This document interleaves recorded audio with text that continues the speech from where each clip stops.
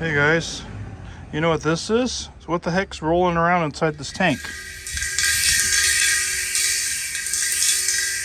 It's like a ball bearing rolling around in there. The only thing I can think of is I think these things have a check valve in them or something.